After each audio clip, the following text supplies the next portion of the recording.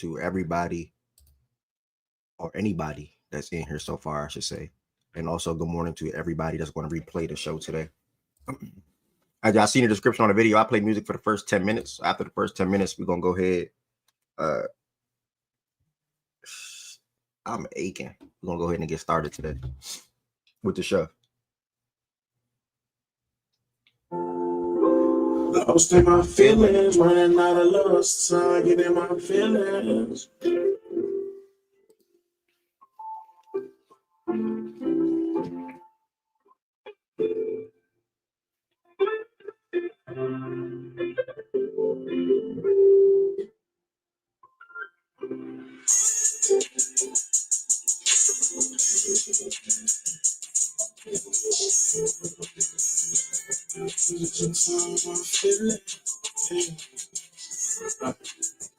This shit really lost the Josh, good job.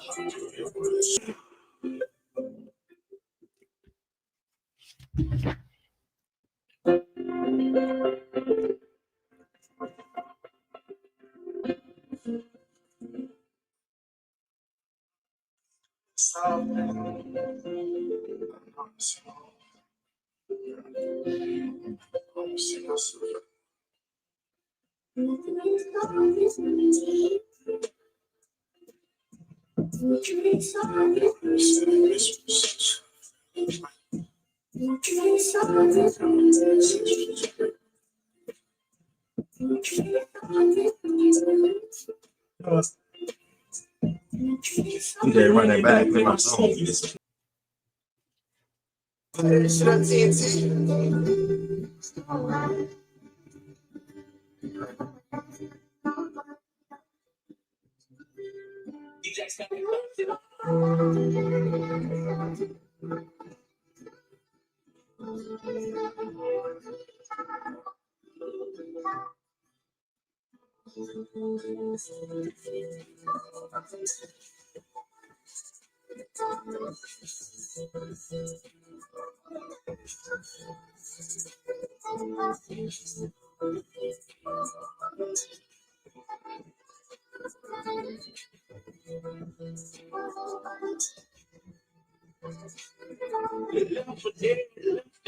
Still survive.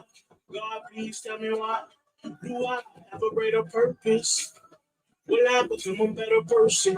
Tell me why your phone ain't never working when I need you the most. My phone keep on chirping. Please tell me this a joke. Full of pain, can't cope, brain broke, don't dope. Novocaine, overdose, shining, hanging out the window in the scope. And I suggest whoever. Fuck bang, fuck my whole shit made it no better. Hardcore, but no zero.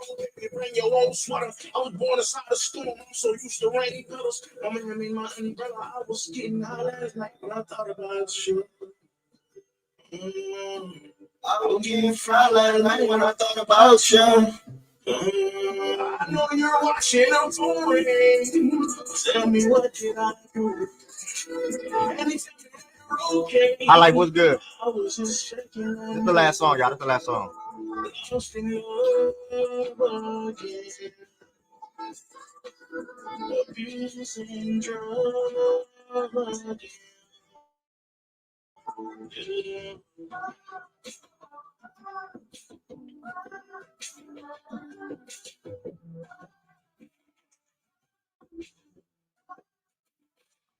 What up? What up? What up? I know you're watching the morning. Tell me what did I do? You tell me that you're okay. I was just checking on you. Lost in love again. Abusing drugs again.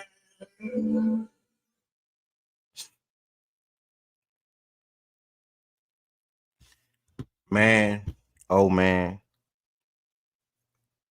Man, oh man, oh man. Good morning to every single body that's in here today. Welcome back to another daily Fact and Stat show. Monday through Friday, 11 a.m. Eastern time. Monday through Friday, 11 a.m. Eastern time until today more so a set time. I want to make a post office run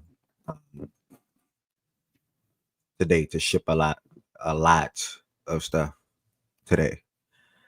So if I had to guess 1:30, 2 o'clock or something like that, but long as it's a good conversation or so, wherever in playback, I can be able to be on my phone or something like that. But that's that. Nico Harrison, I want to shake your hand. you know, you know, let me say this. Obviously, I know how I feel about Luka. I know I feel like he the best player in the world. That ain't gonna change nothing. Obviously, you got him or Jokic, in my opinion, him or Jokic. I'm a guard kind of guy, so I'm gonna go with Luka. And him being in Dallas, I think he got a lot of the respect that he deserved. Obviously, all NBA first teams by like 5 years in a row, whatever the case may be. The numbers speak for itself, but it's nothing like Luka with Laker Nation behind him. Like you play, it's a difference to me when you have the Dallas Mavericks fans behind you, which is a big fan base, which is a really good thing. But then when you have the Lakers fans behind you, ain't nothing bigger than LA. Ain't nothing bigger than LA. So I'm watching these games and I'm like, dog, Luka is a Laker. Like it's insane. It's still insane to me. And not only is he a Laker, he's playing with LeBron James.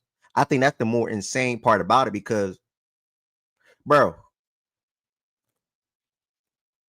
this man was still bending the defense with LeBron on the court. He was still they were playing, bro. It was a possession where they played off LeBron to double Luka. Like, are you serious? LeBron shot a wide open corner three to double Luka. I know LeBron is blessed. I know LeBron is 40 years old and blessed. So we'll get into that in a second. The Lakers are rolling. You see that in the title. Welcome to the best show in the world, Facts and Stats. Appreciate everybody that's in here right now at the moment. If you are in here, do not forget to like the video. I know it's a few of y'all in here at the moment. Do not forget to like the video. Also, make sure you are commenting throughout the show today as I read every single comment and chime in on every single comment. Do not be afraid to share this out with one person as well. Probably gained a subscriber or two yesterday. I'm pretty sure if someone taps in that does not know about Facts and Stats, they'll probably subscribe and or probably be willing to join the stage and or be chiming in the chat if they do not want to join the stage at the moment or can't join the stage at the moment. Last but not least, if you are not subscribed to the platform, whether you watch this back or whether you're watching right now, make sure you hit that subscribe button. Also, a couple of things you guys can do to extend your support for the platform if you ever feel the need to do so or want to do so. First and foremost, that's becoming a member. You see, it's a lot of members on the Fact and Stats YouTube community side, which I greatly appreciate. You can become a member for as low as $5. How? You click the link in the description on this video that literally says become a member. That literally says become a member. Also, you can send super chats and super stickers at any time. The amount doesn't really matter to me. I'll be grateful regardless. Lawrence, what's good, Brody? I'll be grateful regardless. Next, you got the Twitter, Instagram, and TikTok. I am going to take time out of my day today to get clips from the show, whether it was something from this week or something from last week that may need to be posted. So I will be taking, if I end up a little early for that as well, that would be the case on top of going to the post office and things of that nature. Things of that nature. Next, those clips will be posted to Twitter, Instagram, and TikTok. So make sure y'all follow Facts and Stats on those platforms, mainly the Twitter. I think that's the most important platform you need to follow Facts and Stats on. Also, you got the playback room. As far as the Facts and Stats playback room, this is where we watch live NBA games at every single night. The Facts and Stats playback room is where we watch live NBA games at every single night. That's playback.tv/facts and stats. It's an app you can easily download. It costs $0 to download the app and also $0 to join the Facts and Stats playback room. And the link to join the room is also in the description on this video as well. It says live nightly watch parties with playback.tv/facts and stats. And I don't know what the slate look like tonight. I am very, very eager to and determined basically to see that Florida and Alabama game today. That's going to have like a national championship type of feel to it. So that's what I'll probably be focusing on today before I see what the NBA slate is like. What else? Oh, playback. Outside of playback, I am in talks with designers as far as the next design for Fact and Stats Apparel for all everybody that has Fact and Stats Apparel. Be on the lookout for that. If you guys are interested for like a spring collection, shirt, shorts, whatever the case may be, I am in talks and communication with a designer for the next design as well. So stay tuned over the next week, 2, 3 weeks, whatever the case, even month. Be on the lookout for that as well. Fact and Stats Gambling Discord. I got a couple of new folks joining Discord yesterday. Probably going to continue to get more folks to join the Discord via TikTok because everybody gambles now for the most part. So if anyone ever wants to join the Fact and Stats Gambling Discord, that Discord link should be on this page. For some reason, if it's not, you can just DM me or reach out to me and I'll send you the link directly. Starting to show off the same way. I knew it was a money line day yesterday. I said it, not in here, but I knew it was a money line day yesterday. Like literally everybody that I thought and said was going to win won, besides Auburn. That's the only team, and that's actually who sold my parlay. I had a 2-leg and I had a 5-leg. Auburn sold my parlay. Auburn money line was on both of them. I don't really get mad at stuff like that. I think Auburn was the better team. A&M was on like a 3 or 4 game skid. On top of that, it was senior night. On top of that, Wade Taylor jersey went to the Raptors that same night. So I should have thought about all that. And then Denver Jones, Auburn's point guard, tried to warm up, tried to play through a little foot injury, couldn't even play. I was a bummer as well. So Taha had to start his first game of the year. So yeah, man. I mean, we'll circle to that in a second. Real quick, before I get into that, I just want to shout out the Bears real quick. Bears are trading for all pro guard Joe Thuney from the Chiefs. This is a guy that only missed, I think, 2 games in the last 9 years. It said, yeah, he missed 2 games in the last 9 years. This man in the last 2 seasons has the highest pass block win rate in the NFL at 97.8%. And on top of getting Joe this week, they also got Jonah Jackson from the Rams. So, I mean, the Bears are beefing up their O-line this year, as it looks like. Caleb Williams was sacked the league high 68 times last year. So when you come in with a rookie, who, in my opinion, he had weapons on the outside, obviously, in my opinion, with Keenan Allen, DJ Moore, and Rome, and even a solid tight end. But they really couldn't get the ball effectively or even really efficiently.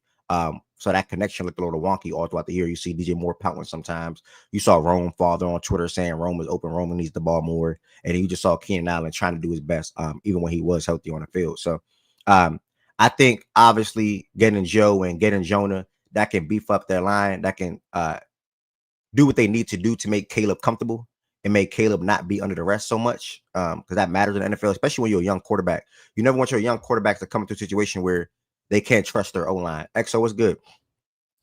I think you said it's your birthday, bro. Happy birthday to EXO, man. I think you said today's your birthday. Happy birthday to my dog, EXO, man. Happy birthday to my dog, EXO, bro. Hope you have a great day today. If it's your birthday, I don't want to go on a whole rant and a rap, and it's not even your birthday. It's your birthday, EXO? Yeah. This is his birthday? Okay, cool. Yeah. Happy birthday to my dog, EXO. Wish you nothing but peace, blessings, and love, bro. Stay safe. And more importantly, turn up. You know. I'm glad they lost yesterday and not on your birthday. Shout out. Shout out to them Rockets, man. I knew the Pacers was gonna win that game yesterday too. Somebody asked me in the Discord yesterday, Rockets Pacers. I'm like, bro, I don't know. Like the Pacers at home today. I think the Pacers get the win, bro. Like only game that surprised me yesterday, I thought the Knicks was gonna beat the Warriors. So obviously we'll get to that in a second too.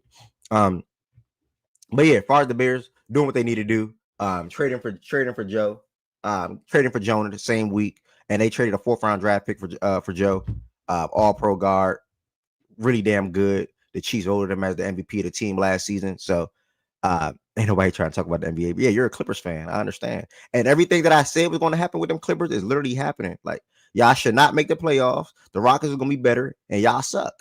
If we never traded Jimmy Butler, we would have had more wins than y'all. That bet is invalid, by the way. I had 2 bets with you and OG. Once Jimmy is traded, that shit is over with. So I'm letting y'all know that now. We and OG already understood, but you were trying to play hardball for whatever reason. But y'all really suck. Like I live bet the Suns last night. 4 minutes to go. The Suns was plus money after they tied the game up. I said, oh yeah, they winning this game. Ain't no way in hell they winning this game. So yeah, I just want to give the Bears some credit real quick. Taking care of what they need to take care of.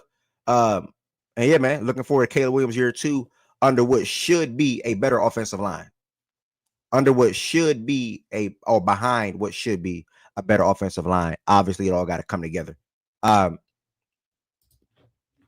as college basketball updates and game recaps, today's a college basketball night, bro. You just saw Chan type it earlier in the chat. Not even earlier, like 2-3 minutes ago. Last night was cool. All the games this week, actually, we had some college basketball picking up, bro. I ain't gonna lie, college basketball is picking up, and there's some good games going on right now. I know a lot of y'all in here love the NBA. I know a lot of y'all in here really don't care too much about college hoops. Shout out to Byron. But Monday we got to see Cooper Flag put on a level performance. Monday we got to see Kansas and Houston, great bump again. These are for ranked team purposes. Tuesday, which was last night, I'm gonna start at the top of things, which was arguably probably the game that a lot of people were tapping into when it comes to A&M, who like I said, I think they were on a 3 or 4 game skid. I want to say 4. Yeah, they lost 4 games in a row. That's insane. They lost to Mississippi State, Tennessee, Vandy, and Florida. And this was their last home game of the year. Obviously, this was their senior night. Bad read by me. I shouldn't have did. Oh, today's Chan's birthday? Oh, shit. Chan, happy birthday, Brody. Happy birthday, Chan. Peace, blessings, and love, bro. Wish you nothing but success. Wish you nothing but blessings. Shout out to North Carolina.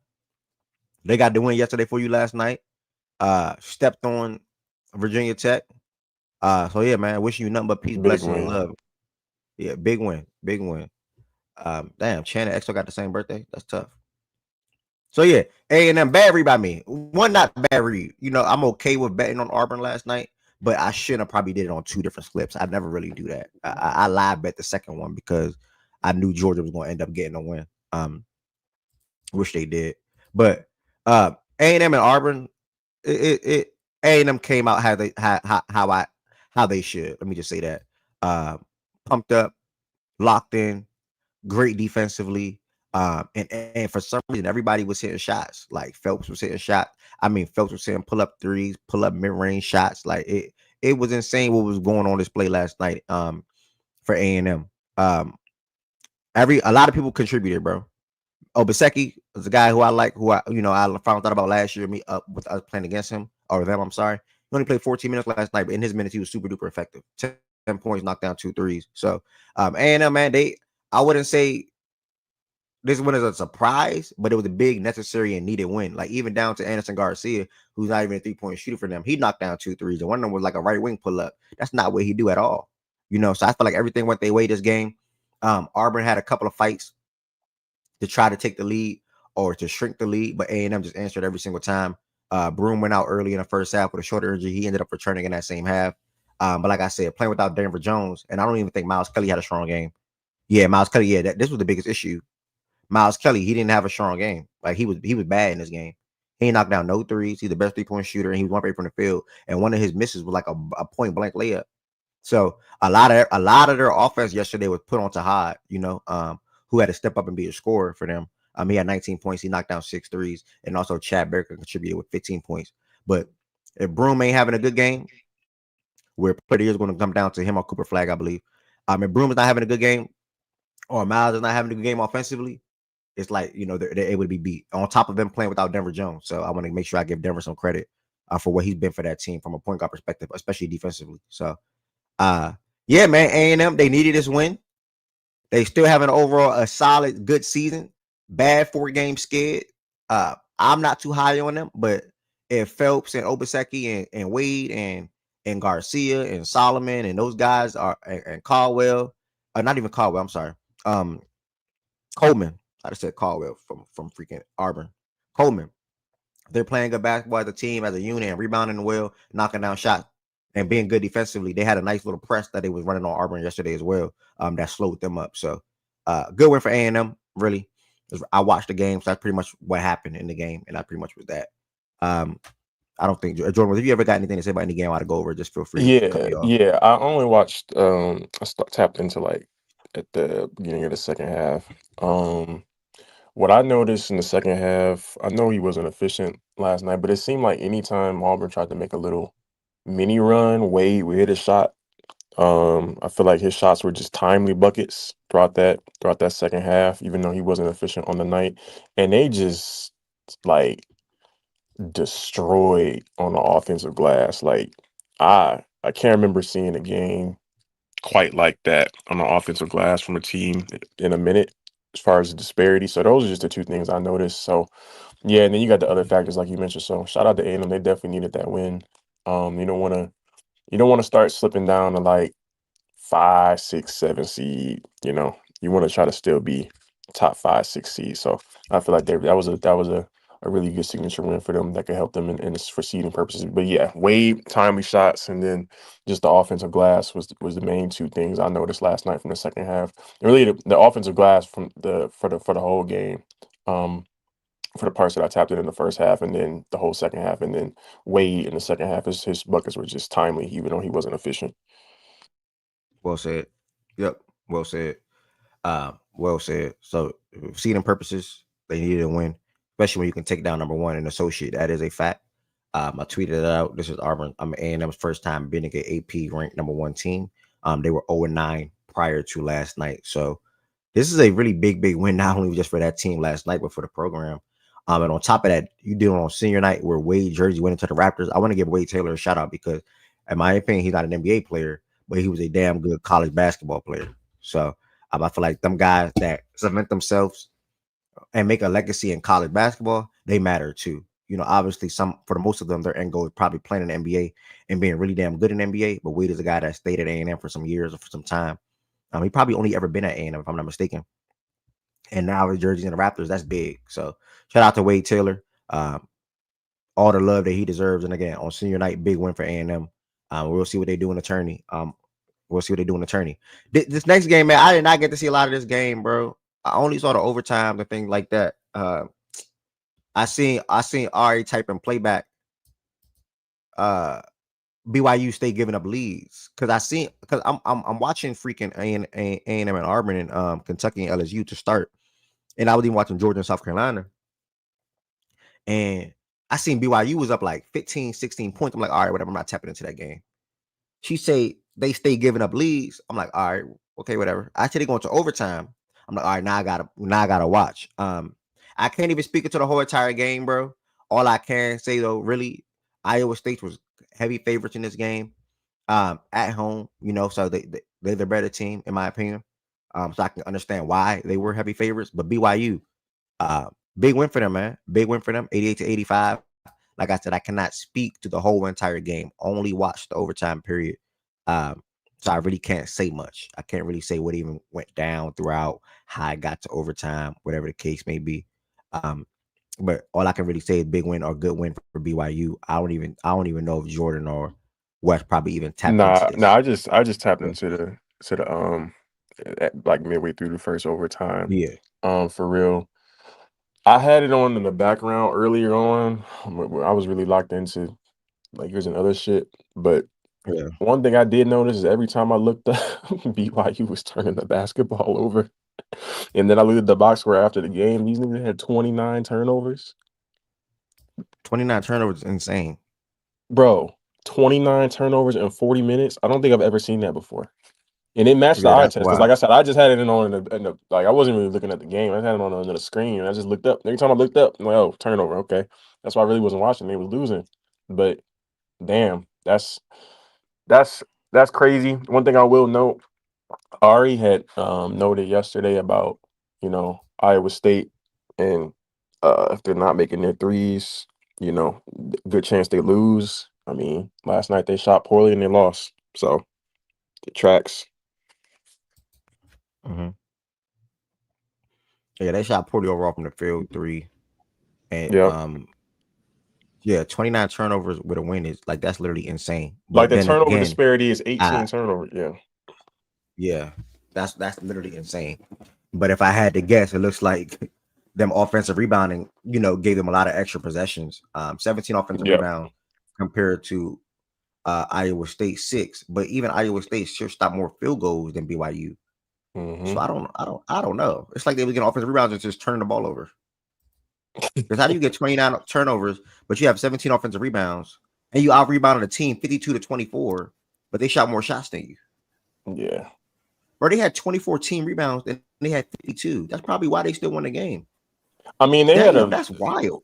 they had a couple big offensive rebounds in that second overtime. I know that they actually ended up scoring off of to help, either stay ahead or help contribute to them winnings. But like you said, yeah, I don't know how you win with 29 turnovers, bro. That's Uh, that's a tough thing to look at because how do you have 29 turnovers, 18 more than that team, and then you out rebounded the team by 28, and then they shot 5 more times than you though. yeah, So I gotta go rewatch this whole game. I'm Free not gonna throw lie. that's line, interesting. and then the Free other throw. team just not converting at a high enough rate. Like Iowa State, I didn't watch the game. I only actually saw the last possession. And if I'm the AD, their coach is in my office today. Because what the, I mean, my gosh, I can't even laugh. my gosh, it was such a bad like, and that like seeing that last possession, it kind of just sums what again. I didn't see the Yeah, that was game, piss poor. Yeah. but if it was anything like that throughout the game, that's why they lost. Even with the other team giving them the game, it was just so bad, so bad. But now those are some crazy stats. I can't lie. Like 29 turnovers, you should never win that game, Yeah, that's insane. and Iowa State should That's be insane. embarrassed. Yeah, at home at that. So good shout out. Fact. Good shout out. So shout out to BYU. They needed that win, obviously. Everybody needs wins at this point, to be honest, seeding purposes and also being in the bubble or being in the bubble and trying to make the tourney. Shout out to Georgia. They needed that win last night against South Carolina for those purposes right there. But next, Memphis and Cabrera against UTSA. This game was not on YouTube TV. I bet on Memphis, but I couldn't find it. So oh well. Shout out to Memphis for getting the win. Purdue stepped on Rutgers. Ace Bailey had a ridiculous dunk last night. Y'all probably seen it on Twitter, but they still lost by 29 points. Just not a good team. Curious to see how those guys look in NBA, which I can't wait for. My team, Kentucky. I'm not gonna lie, bro. It got ugly within the first 5 to 6 minutes of the game, and we just maintained the lead the whole entire way, literally the whole entire way. So we got the win by 31 points. Always stepped up and had 24 points, and we had them clamped. We had them clamped. We was home. The crowd was rocking. It was senior night. Amari played his last game at the Kentucky, potential last home game, or last home game. So that was a special thing to see, and a couple of the other seniors as well. They said bye to Kentucky, bye to Rupp Arena, things of that nature. So, 31-point win for Kentucky, bounce back win at that. We needed this win, and I was impressed. Arizona State was 11 p.m. game, so I did not watch that. I was watching the Lakers and the Pels. But Arizona, I see, got the win. So shout out to Arizona, 113 to 100. I didn't see any of Texas and Mississippi State, but I do want to see what Trey Johnson did last night. It's so hard to watch all these games, bro. I know YouTube TV is clutch, but Yeah, I couldn't watch Trey, I don't watch any college game from start to finish last night. Where was y'all game? Like what network was it on? I don't know, bro. I watch it on YouTube TV. To be Oh, honest, okay. I, Oh, I okay, think yeah. probably SEC Network, I believe. Okay, yeah. I mean, I could have loaded up on Yeah, YouTube TV too. I was just curious because I'm meant to watch it. I just didn't. I wanted to see because I figured y'all would win, so I wanted to see how y'all were playing a game where I thought you would win, yeah. but I just ended up So not that's tapping pretty much. All right. I'm gonna look at that. I didn't see your message. I'm gonna look at that in a second. Trey Johnson. I wonder. I watched what he did. Okay, 23. He was efficient from the field and fish from three. Man, I wish he would. Okay. I want to see how you look at NBA, bro. How y'all feel about Trey Johnson? Weston Jordan. Projected to be a top 5 pick. Great shooter, great scorer. How y'all feel about him? in. I mean, I think anytime you come into, I think the shot will definitely obviously translate, and I think anytime when you can come into the league, and you can shoot right away, I think it gives you a certain floor. Top 5 pick, I mean, uh, I don't know about that. Who they got going like 6, 7, right after Uh, him? let me pull up the next mock. Let me put up the late mock draft. But I know he is projected top 5 right now. Mock draft 2000. I would like to see him fill into his frame just a little bit more, but I think he'll at least be. I think he'll be a starter level player in the league. I just don't know about like star type upside, and then top 5. Those are the types of guys that I normally want to nab there. No, we have not talked about the Knicks yet. Stephen Smith. I'm gonna pull up this joint on USA Today real quick. I was gonna do Tankathon real quick, or I was gonna do another site, but I'm gonna just pull up this one because it was updated a day ago. Probably about the Knicks. Yeah, the Knicks.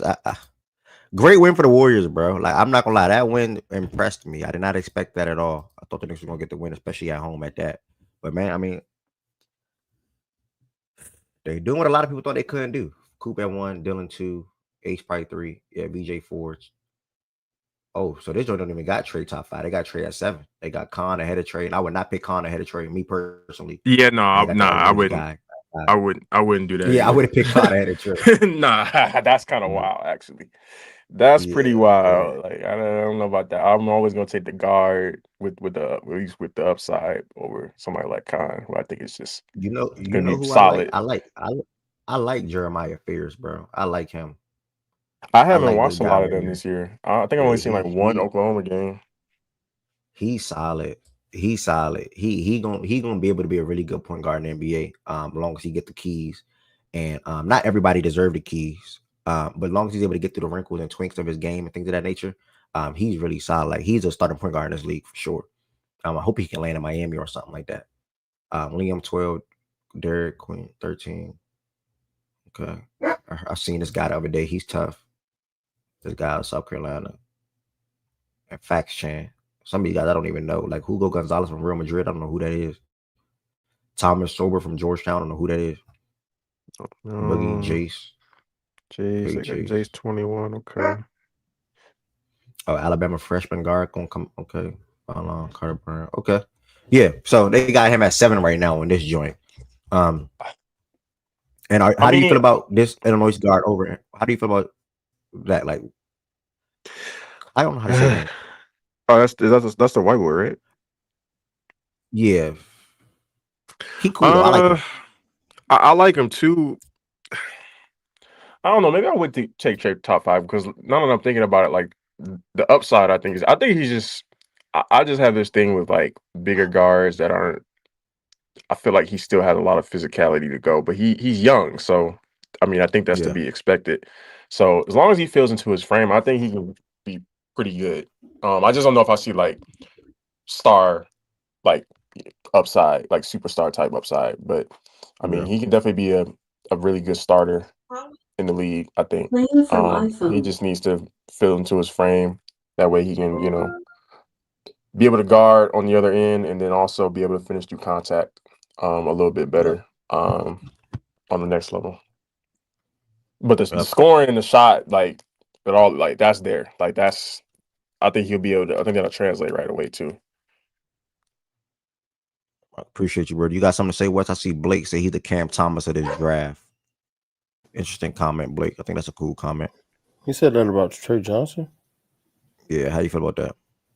Nah, Trey should be better than Cam. He better be. Trey, I think he's a good prospect. I think he his success is dependent on what team he goes to. I do think if he goes to a team with no real solid foundation and no real creator or creators, but at least one who can really, take some of the creation chops off of his shoulders to let him play off ball, to let him get in actions, to get his game off.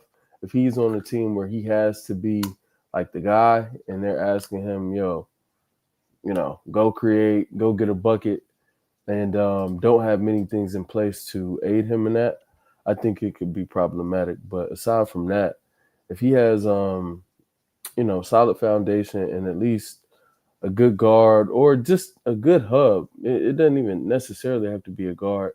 Like, I know he won't go to Houston, but if he had a center like Sengun, if he had a center like Sabonis and could play off of them, obviously we know what, Jokic would bring out of almost anybody, but those types of situations. So either just somebody who can take some creation chops away from him and make the game easier for him. I think he'll be a good player, man.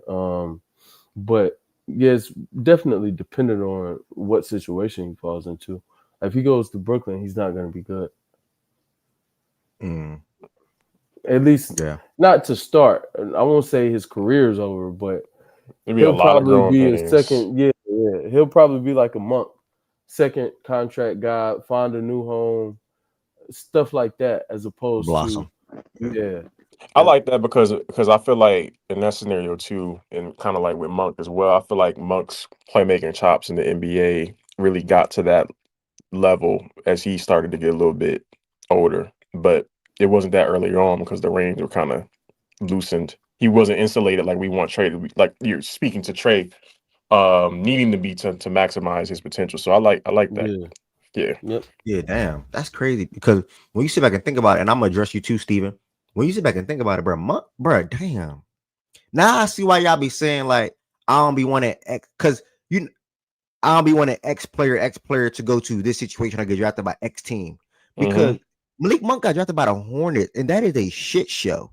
Like Like just do it here, that, just go rock out. Like yeah, yeah, that's a shit show. I only can imagine who's going to get drafted to the Hornets this year and or Wizards. In my opinion, I think the Wizards are on a better. In my opinion, I think they're like I think they're headed to a better direction from a foundation standpoint. I think the Hornets still got a lot of things to figure out because I think for me it's no real leadership over there. Like it's no mm-hmm. at least the Wizards are going through a couple of months and or a season with Brogdon, Smart, Chris Middleton, right?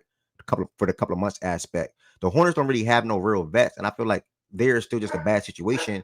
But I think the Wizards foundation is more set in stone because they like the idea of a Bub, a George, a Bilal, a Sar, and then you just plug that next guy in.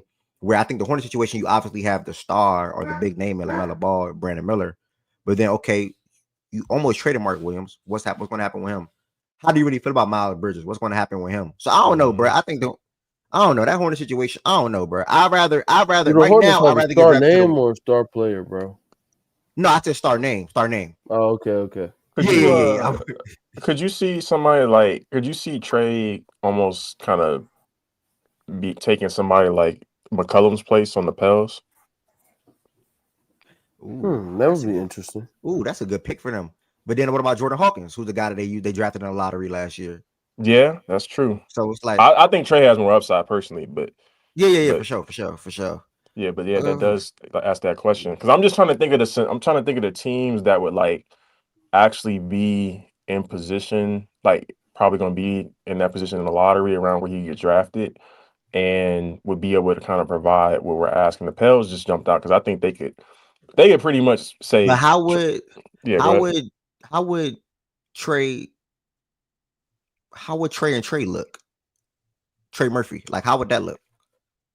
Both guys are great shooters. How would that look? I'm trying to envision that Trey Johnson and Trey Murphy I mean, I think on like the I think it'll be this like that's why I said just swap him for CJ. I think it would be a similar. Obviously, he's a different player than CJ and has more. I think um upside is obviously similar like CJ, right? But same. I think it's the same principle. As far as the functionality that he would have on the team, because So I the don't. Pels to you Yeah, should use this draft pick regardless. yeah, I think it's gonna be too much value there. I think they Yeah, can. It's fucked up because they traded for DeJounte, but yeah. yeah, I would try to get CJ out of there and use this pick to replace that person. The Pels are in an interesting situation because healthy, you can see what Zion is and can do. Like JJ said post game, they tried 3 different defensive coverages for him last night, and he just had his way. Like Zion just had his way. So the Pels are in a real interesting situation because I don't know, man. That's an interesting situation. It's like they have talent, but they don't have talent, if that makes sense. You got Herb, Trey Murphy, Zion, DeJounte, obviously the injury, um, CJ McCollum to an extent, whatever. And then you got a good rookie center, in my opinion. Um, man. They definitely do have talent. I would if I'm them after trading BI, And again, it may sound a little crazy, maybe a little too far fetched. After Murray tearing his Achilles, and prayers up to him, speed of recovery. I think you've got to, with Zion playing as well as he's played since he came back, you've got to see what his market is on the or what his value, is on the open market, and then try to move based off of that. But that would be my very first thing. Yo, let's assess your value. If your value is like what Luka's, I won't even say what Luka's should have been, but if we can get something similar to, and maybe it won't be, I don't even think they need to target an AD, but if it's like, yo, there's any team, and I like, we were talking about the Pistons yesterday for other players. If you're the Pistons, would you take a chance on him, or you feel like it makes more sense to stand pat For what? because you're like a star for Ivy? Would you move? Because Yeah, I would easily. I'm taking that Bye. chance. Bye. I'm taking that chance. Bye. I'm taking that chance. I'm taking that chance. Yeah, I'm taking that chance for sure. But I'm yeah, taking that chance. it's things like What that. do they got Like, to lose? They don't got nothing to lose. I'm taking that chance. Bye. right, and Bye. I think that's what the Pels should be looking to do. See if they can, if they have a young player in a situation that they feel like they've identified is someone they wouldn't mind like restarting around. You have Trey Murphy, lock him up. Have Herb, and I think maybe if you move Zion, maybe you move Herb too. Maybe you keep Herb though. Lock him up. Herb, I can't. I don't have enough superlatives for Herb. I think he's amazing. I think he's great.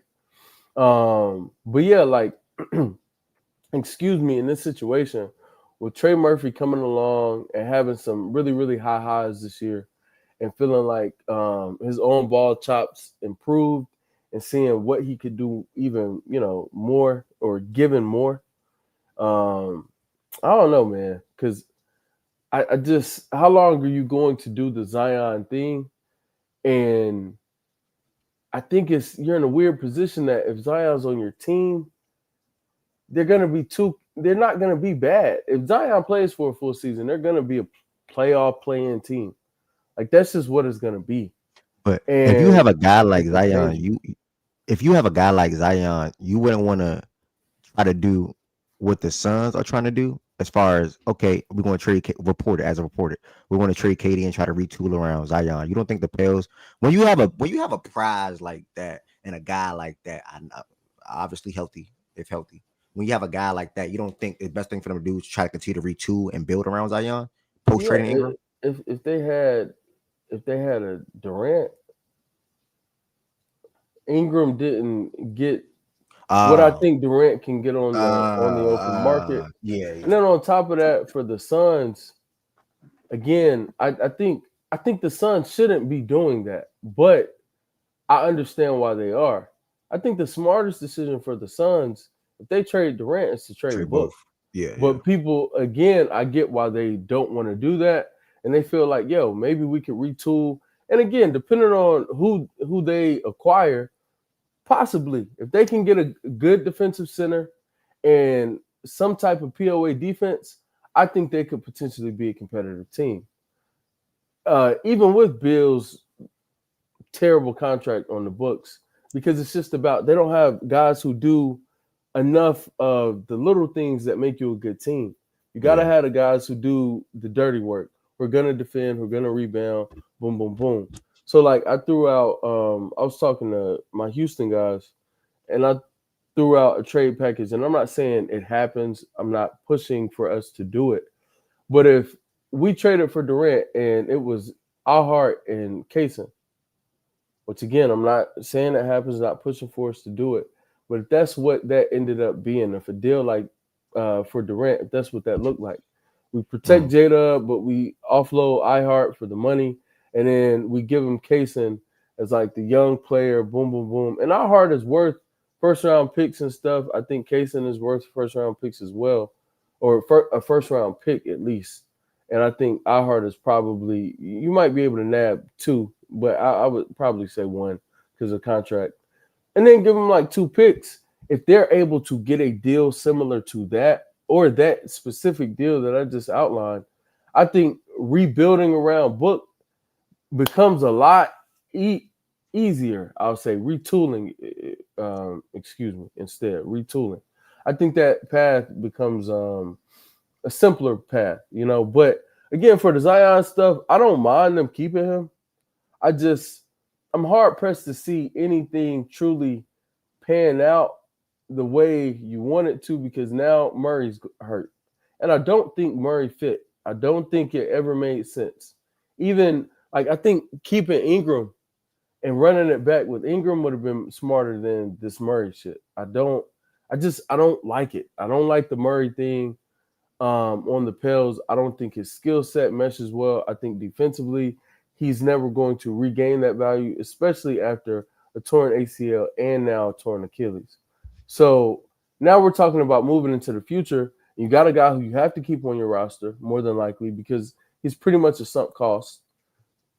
CJ McCollum, maybe you can move off of him, but he's not going to be very valuable. So it's not like you're going to get a real return for him. And it's like, all right, all they really have to bank on for being really good players next year is Trey Murphy, Herb, and Zion. I don't think that team alone with those three is doing much to like make it worth keeping them. Unless they can, like you said, flip somebody who's on their team. Maybe they trade some of the first round picks they have and go get some guys. But I don't know, man. I think I would wash my hands with the situation. Like Rollo saying KD. Like yeah, Rollo is KD. Nah. You'll wash it. Yeah. Because it's like, I mean, I hear, like, I was thinking about this last night. It's like, it's going back to the conversation we had last week about Zion, where I said, like, he's really great when he plays. And it's just a matter of, one could say, okay, look at what he's doing in 26, 28 minutes, 30 minutes. But then on the flip side, it's like, there's a reason he's only playing 26, 28, 30 minutes. And how long is that going to have to be the case? And if he ever goes back to a 34, 36 plus minute a night guy, then, does that open him back up to injury risk?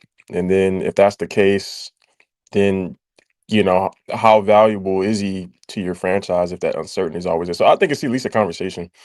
I don't know that they feel that way. I think they at least give it next year.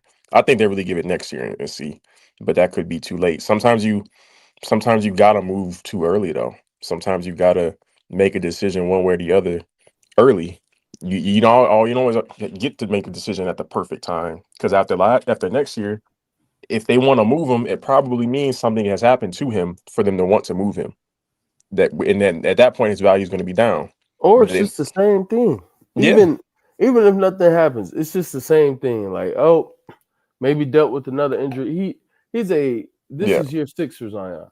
Well, yeah, that's Next what I mean. year- Another injury. Yeah, that's what I mean. Another. Okay, okay, Yeah. Which would make his value lower than that we presume is going to be after him playing as well to end this season. So it's like you can't make a move in the middle. You got to make a move when he's playing well or when he's injured. Most likely, you just got to make a decision. I got a question.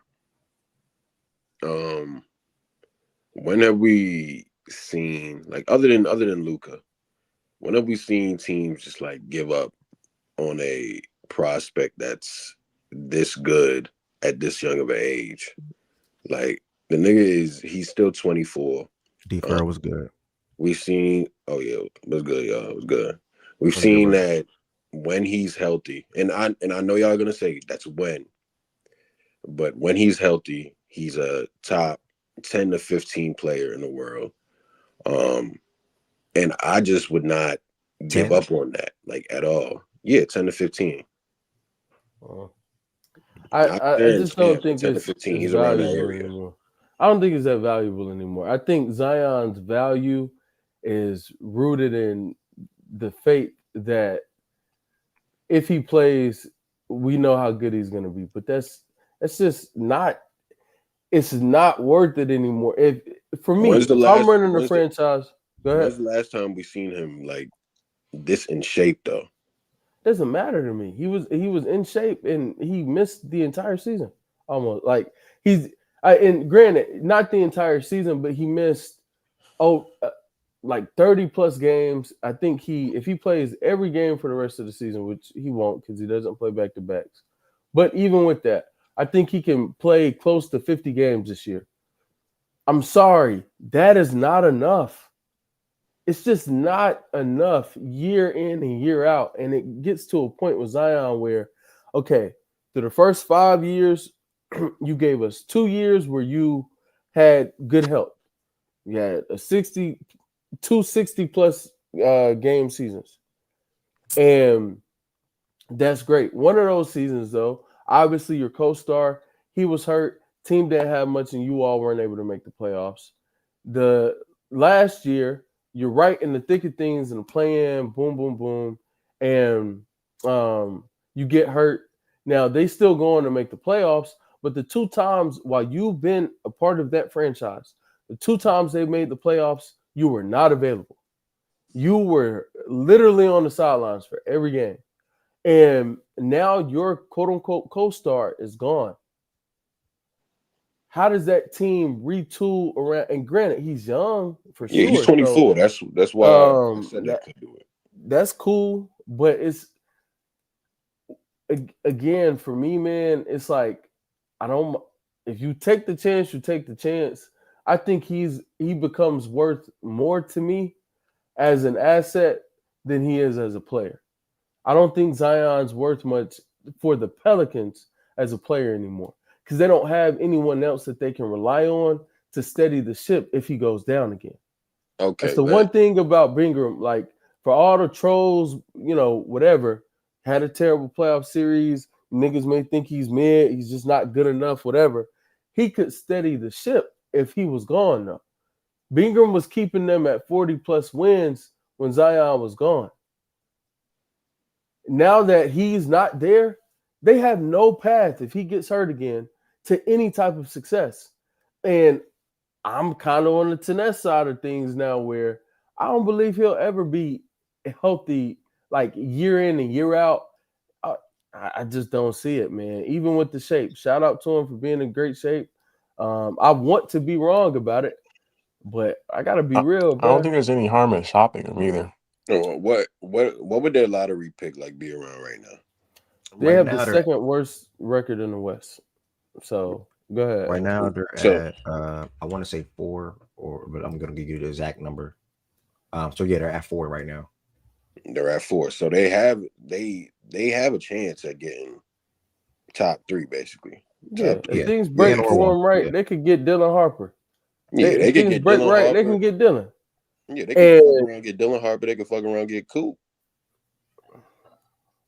It's possible. You can't rule it out. Let's just say they get Coop. Do you think they still pivot off of Zion, or do you think they pair them together and say, "Oh, we have Coop, we have Trey Murphy, we have Herb Jones, we have Misi, and we have Zion"? I'm moving one of those guys.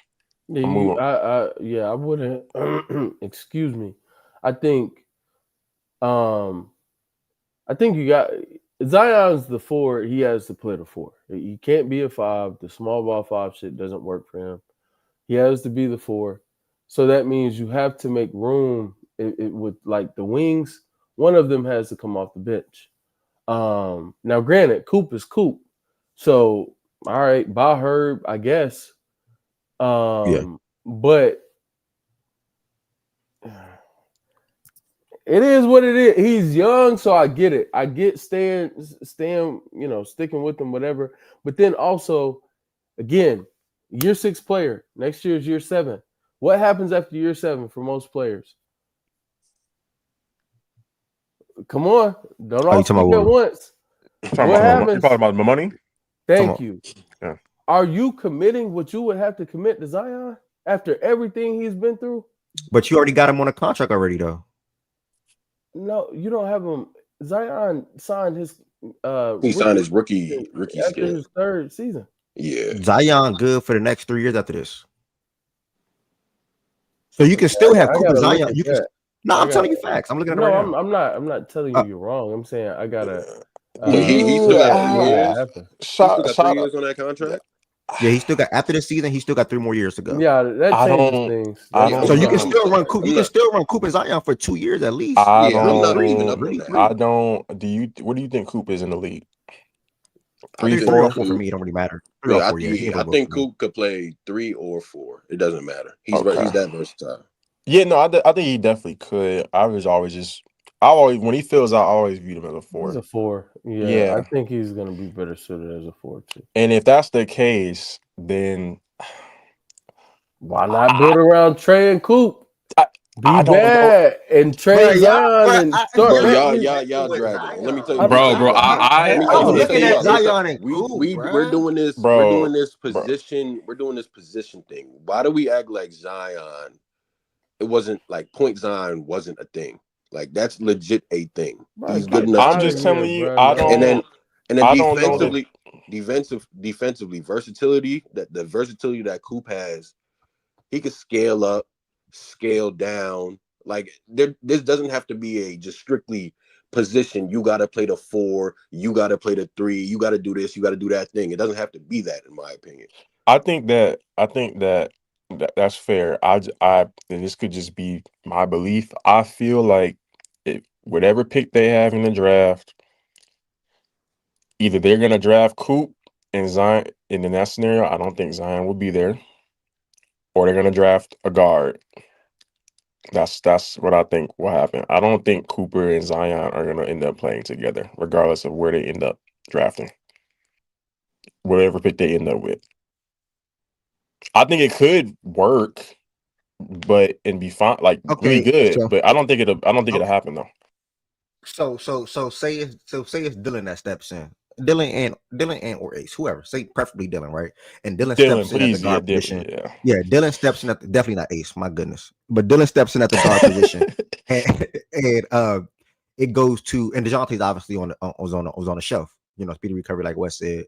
But Dylan, CJ, Herb, Trey, Zion, how you say his name? Missy. Yeah, Missy. Missy. Yeah, Missy. Okay, okay, cool. Wes, do you think that is a cool enough lineup if Zion were to go down and miss these games you were referring to with Dylan, CJ, Trey, Herb? Okay. No. They're shit out of luck with that either way. No. Yeah, with Zion on the team, they out of luck. And be honest, it's a wrap. And even more so, like after the more I think about, bro, if you get the first pick in the draft, you absolutely trade Zion. Yeah, like you get Coop. You take Coop, and then you expedite your rebuild with Zion. You expedite it, move off of him, get a king's ransom, and that's the only way they would keep Zion is if they did some stupid shit, in my opinion, and traded down and traded the first pick to somebody else, and then traded down and got a guard. That would be the only scenario where I would think they would keep Zion after getting the first pick in the lottery. We don't even see NBA teams do that. That's what I'm saying. That's what I'm saying. I don't think it would happen. Yeah. That's the far-fetched shit. To the point where, like, I agree with everything you guys are saying regarding his injury history, and having to pay him in the future and all that. But I'm very hard pressed to let a talent like that leave, and then we just count on getting a quote unquote king's ransom. And nothing is guaranteed. And I know Zion's playing time is not guaranteed. He's not there fully healthy. But my God, the nigga is just way too good to just trade. No, he's not. Nobody is too good for 6 years of service and to not have played one single playoff game. This shit about talent and the fantasy of Zion Williamson is ridiculous. We've got to let it, or the Pels have got to let it go. The rest of the world can still be invested, and that's fine. Other teams, I think, is worth a shot. Like Detroit, it makes sense because, again, they have someone they can lean on if he's out for 20, 30 games. Oh, we have a hub. We have somebody who we can depend on, and we have a style of basketball that even if we what's Detroit's offer? What's Detroit's offer? I mean, I don't know. We can get into that. If we want to go through the teams And I think I would start with Ivy and build off of that. If I'm not mistaken, Detroit has first round picks that they can move. Hella. They've been if I'm bad not for mistaken. years. I think they have some also other, good young talent. And I think they also have the big contracts. They have everything that I think it would take to ink a Zion deal. Expiring, moving, movable money that can come off the Exactly. books soon. Okay, you move Tobias, Jaden Ivey, and picks. I don't even know what picks they get. They should have all their. They should have all their picks. No, They haven't traded. They've been They ain't bad. done shit. They've been bad for years, bro. Yeah. And you don't trade first round picks when you're bad, and they haven't to their Yeah, credit. so you give them one blue chip potential pick into the This future. actually works. This actually works. I mean, yeah, Tobias and Jaden, and add some picks. That literally is it. That works. I'm not gonna lie to Yeah, you. Add a you first give- rounder, add whatever you want to add to it. It works. yeah, Whatever you picks give you them wanna one. add. You give them one pick when the Pistons could potentially be bad in the future. So you give them a pick like 6 or 7 years down the line, and you give them a pick or two in the interim, and then you move. Now the thing that gets scary about that is Asar, Duran. Yeah, Like you start Ew. running. Spacing is disgusting, man. yeah. You That start wouldn't be running. that wouldn't be the only move, bro. That wouldn't be the only move.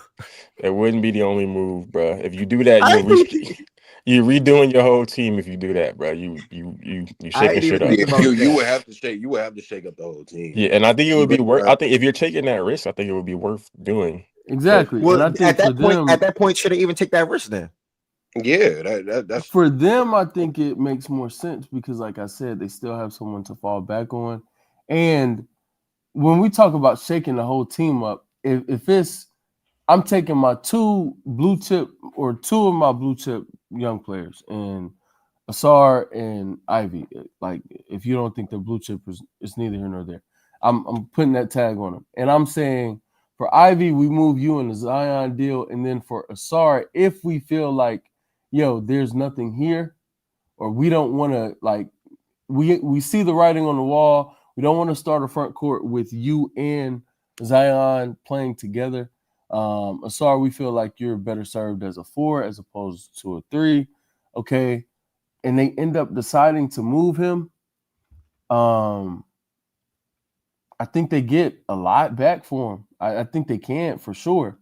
And then it's just about, being diligent in your process of, if you decide to move in that direction, getting the right player or the right players, 2 pieces, whatever it may be, to make it make sense around Cade and Zion into the future. Put it to you this way: if there could be other, because I haven't thought about it in a minute. There could be other star type acquisitions that the Pistons maybe could make. There could be that would be more that could be more preferable just because of his health concerns and all that. So I have to think about that. But I do think that type of move for them to take the next step is going to be the next move they need to make. I don't think just staying with this and building is going to be what's going to get them there. And we talked about it yesterday with Book and KD. And that's exactly what I'm about to ask you. So, Wes, you rather make a move for Zion and get a Devin Booker? I'm just curious. 1,000%. I'm not, bro. What? Bro, Hey, how bro. high do you see I'm done with Zion's this nigga, bro. ability? I'm done with this nigga, bro. Are you good? I'm perfectly 100%. fine. You Bro, niggas in this deep book. You got to shit understand, goofy. Zion last year was going for a bag of chips. How the fuck he wasn't? Yes, he was. That's just false information. Bad reporting. That was definitely look at those reports weren't true. Look at the trades that they were mocking up for Zion last year. The mocks are Mock Mocking trades and reporting is different. Yeah, like what are we talking about? Bro, his I'm saying because of his injury, he's never going to be a person that you can build around. I'm just gonna be honest with it right now. He's not gonna be able to stay on the floor longer than 45 games, man. Y'all thought I was crazy for what I said. This nigga is completely off the ledge. Now I vehemently disagree with that. Like he's how this year he's on pace to play more than 45 games. He's done so 2 other times in his career, and the other 3 times he hasn't. Obviously, 50-50, but again, if you have a guy who you can fall back on, who you can trust to lead the ship if Zion goes down or when he goes down, because you expect him to miss some time. But if he's not having season-ending injuries, which for the most part, Zion does not have season-ending injuries. He has injuries that linger, and in the past, I think it was much harder for him to come back from an injury because he was so out of shape. And there were so many issues like, you're re-aggravated, boom, boom, boom, that I had to be more cautious. With what Good said earlier, with him getting in better shape, the best shape he's been in since college, that gives you a little hope to me if you're another franchise and you have a guy already to, let's try and build around that. Let's take it from there and build off of that and move with that premise in mind. And again, like, hell, we don't know what we could see, Brad. Maybe the move for Phoenix is to ink a 3-teamer that gets Zion in Arizona with D-Book. That sounds better than putting him in Detroit. That sounds good. That sounds. But why? I don't hearing get you that. talking, making me so mad right now. I don't get. You would trade for Zion before you would trade for Devin Booker, bro. That makes no sense. Yes, it does. No, I'm sorry.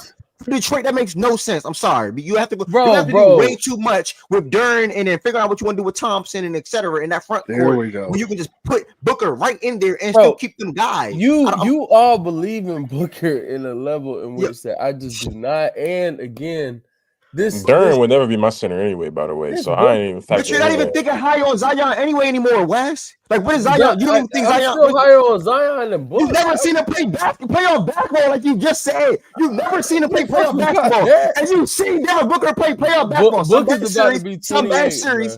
Bro. So what? He's 28 right now. We're the same. He's 28 right now. He might be 29. We're the same age. Even worse, my nigga. Get the. Nigga, I'm not. You're insane. I'm sorry. You're delusional, bro. No, you are literally insane. You want them to trade for a guy that don't play basketball, that never played playoff basketball, that hamstrings. It's that is. What's the best? Because I'm trying to just go back through the history. What's the best floor general point guard Zion's ever played with? Floor general point guard Zion ever played with. Who was his point guard this rookie years and stuff coming in? Who were the Pels point guards? I can't remember. That's all I was asking. Wasn't that Bledsoe? That's the year they traded Drew. So the best point guard Zion has ever played with is Point Bingham. Yeah, and that's that. Yeah, that really is the answer. I couldn't think of nobody else, and I think that him and Book Cade and Book could be really good. Like I remember I said that last week. They could be good, really good. Or they'd be special. I think Zion just adds a different element, bro. Zion, if he's again, it's a risk, obviously, because it's a ceiling. 25 in the backcourt together. It's going to average 9 assists with it. I'm sorry, Jordan. That's insane. Yeah. That's walking 25 in the backcourt, and we're going to average 9 assists with it. And the other guy would average 7 assists. Are you serious? Let us have our. He want to get animated, so let us have our one-on-one. Yeah, go ahead. When's the last time we saw point guard, shooting guard win? Best 2 players on the team. 2 players on your team. You're controlled by your 1 and your 2. When's the last time we've seen that type of team win? That's that different element. Yes, and that's what's going to come down to the growth and what Holland and Asar I'm cool. But that matters though, because you can at that point you can still do more moves around that Cade and Booker dynamic, right? I'd rather bank on Cade and Booker for the most part, I'm going to get more games out of, in my opinion, and probably yours as well, than versus banking on Cade and Zion, which I don't know what's going to come out of that. I'm sorry, I just don't know what's going to come. How can you tell me that? I don't know what's going to come out of Book and Cade. You're going to get a really good backcourt on most nights, and if Cade or Booker goes down, you know you can bank on either one of those guys to ride the ship for the time being. If Zion goes down, and you're trading Ivy and Tobias, that's tough. Here's the nigga. You're trading Ivy and Tobias regardless, but I get what you're saying. Like. But again, in this, like, let's not act like Book doesn't miss. He doesn't miss as much time, but he's guaranteed to miss 15 games every year. Like, it's a guarantee. So he's gonna miss some time. But neither here nor there. He still plays 65 plus games basically every year. So cool, give him that. My thing with Book, and again, if it breaks the right way, it breaks the right way. But I think you're locking into a team and saying this has to be it. And I don't know that I want to move into the future with, it's Cade and Book, It's the role players that we've drafted that are really, really good around them. And that's what we're going into the East with to try to win. We're going to basically try to, in a sense, maybe we can compete at the highest level if things break the right way because of Sarb and Ron Holland and Duran for what he's been the last like 15, 20 games. He's been special the last like 15, 20. Now, is he always going to be that? I don't know. I'm not stopping there though. How you gonna tell me you gonna trade for Zion and then fix your front court spacing issues, but I can't trade for Booker and then get some guys that can continue to complement? I didn't say you can't get other guys to come in and complement. I'm saying that is your foundation. Once you trade for Booker, you're not foundation. Moving. I'm sorry. I'm going with Cade and Booker over Cade and Zion. I'm sorry. That's fine. I don't hate you for doing that. I'm going. I hate you, Zion. I hate you. I'm going Cade and Zion and the upside that exists. I think you'd be able to. You'd be able to. Upside is Zion. You'd be able to. The staggering you could do with the on ball. The staggering you could do with Cade and Zion with on ball, because Zion can do some on ball stuff if Cade is off the court. The ability to play them on the court together at the same time, and with Zion would do for another team having a game plan against them. It's much harder game plan against Zion than in his book, and that's just a fact. Yeah. Okay. Wes, can you hear me? Yeah, I hear you.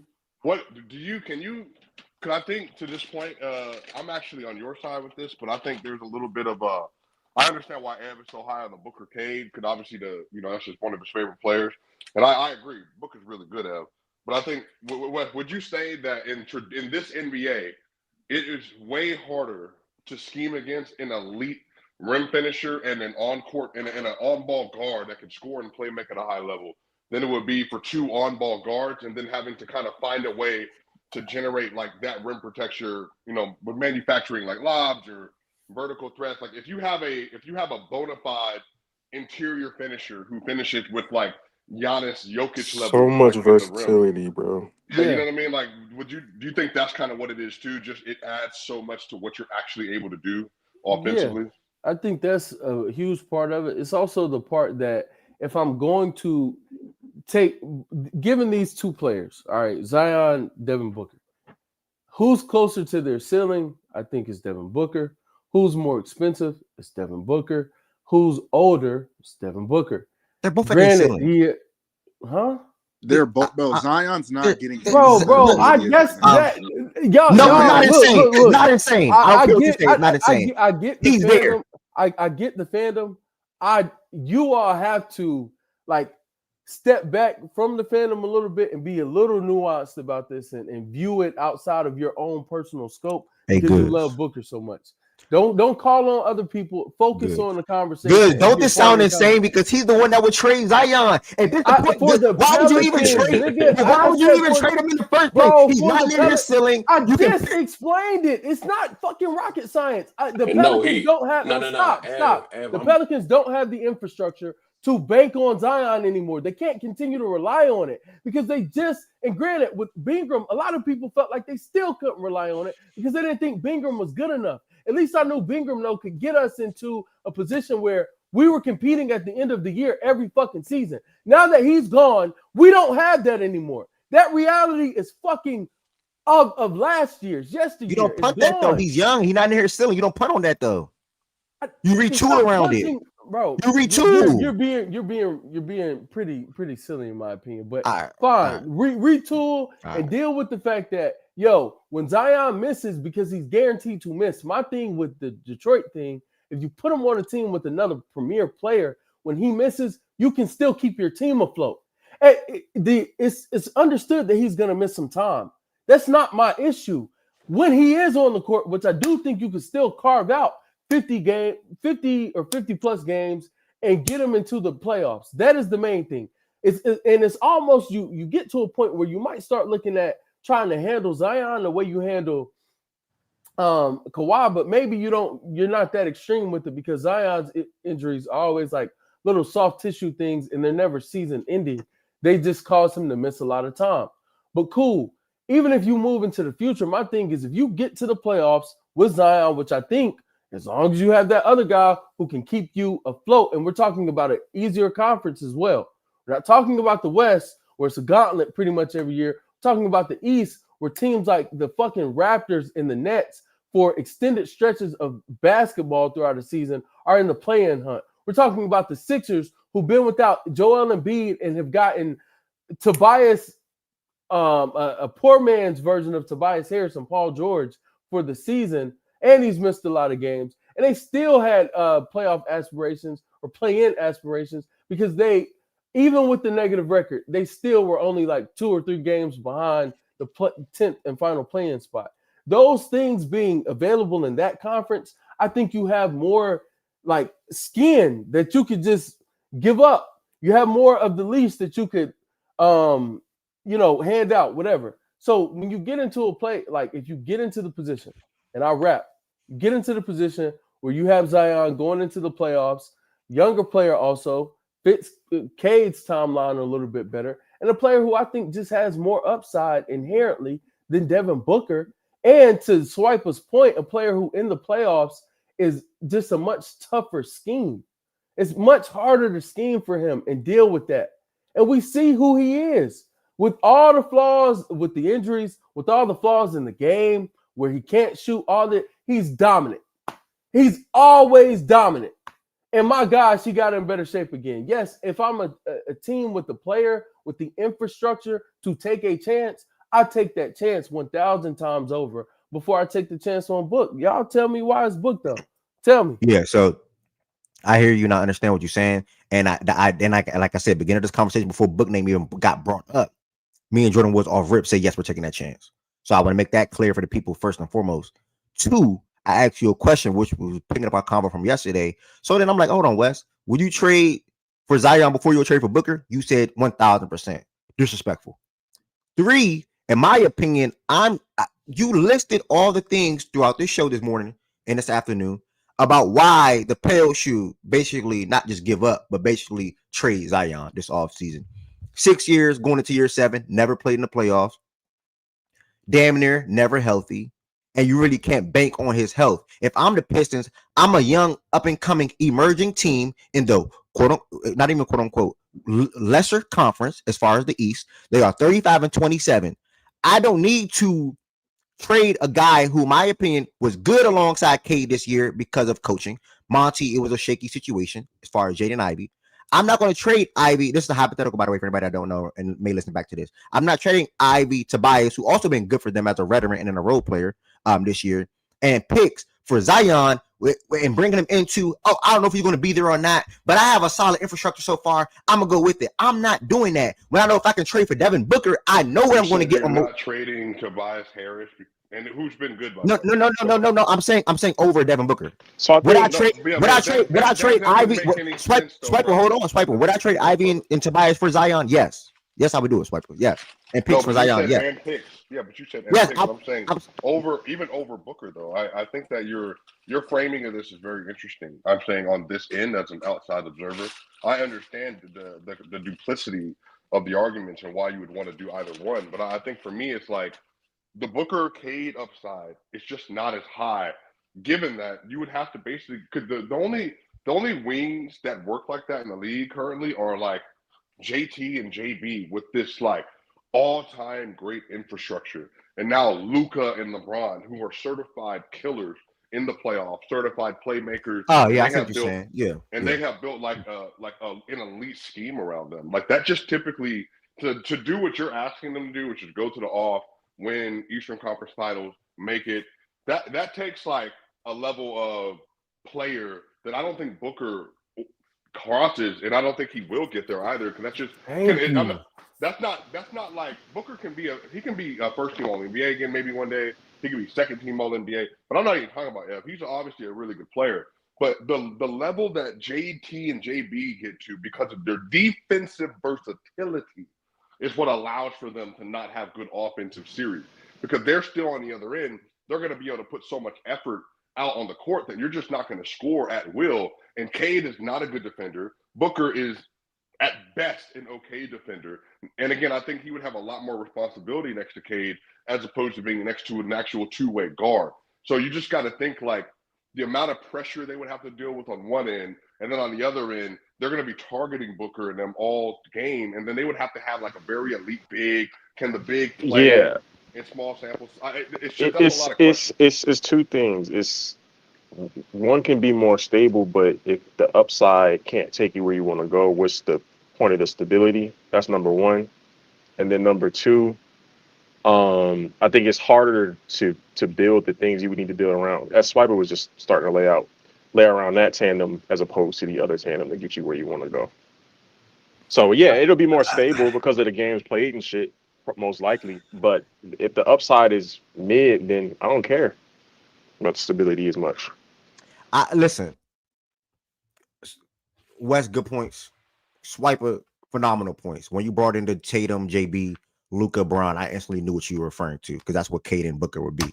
Not the idea of players or the level of players, but what it would look like. Yeah, man. I mean, good points, bro. I probably would have to take a slight bow down. I ain't gonna lie to you. Good points. Good points. I hear y'all.